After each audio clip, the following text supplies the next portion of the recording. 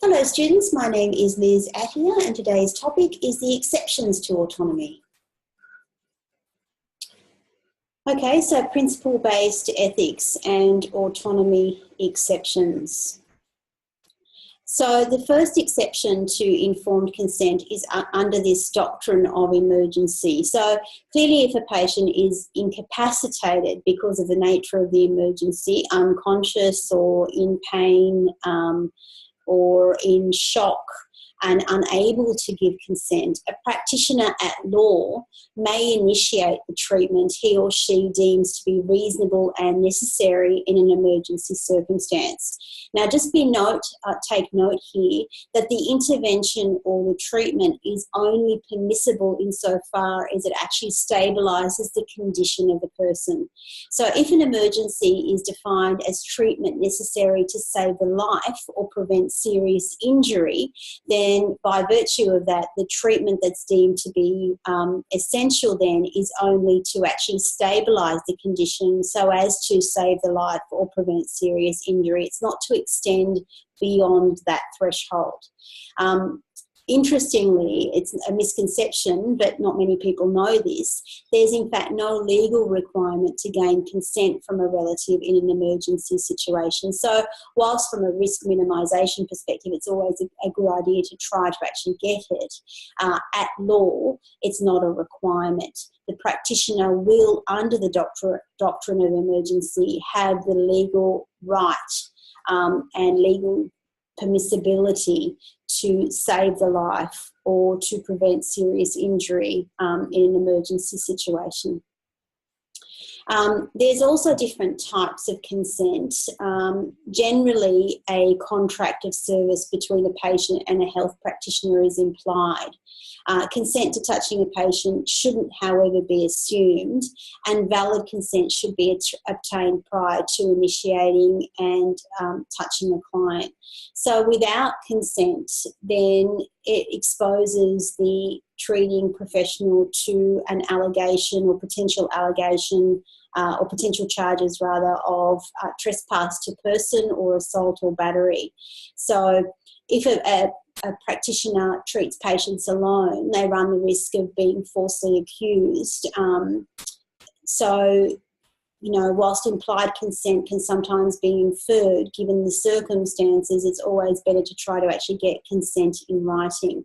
What we mean by implied consent is consent by action or inaction.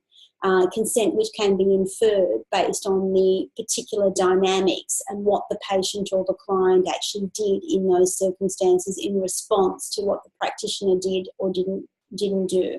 So it is contextual and it does require an examination of the facts or the particulars of the situation, such as if I actually say to a patient, may I please take your pulse, and they roll up their sleeve and give me, stretch out their hand or their forearm, then in that's implied consent through their body language, through their physical response to my request.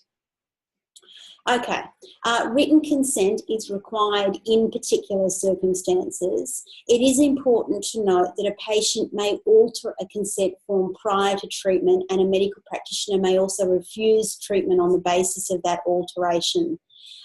So a patient may withdraw consent at any time, and written documentation of this withdrawal should occur where possible. I do draw your attention at this point to the fact that, as I mentioned before, consent must be specific.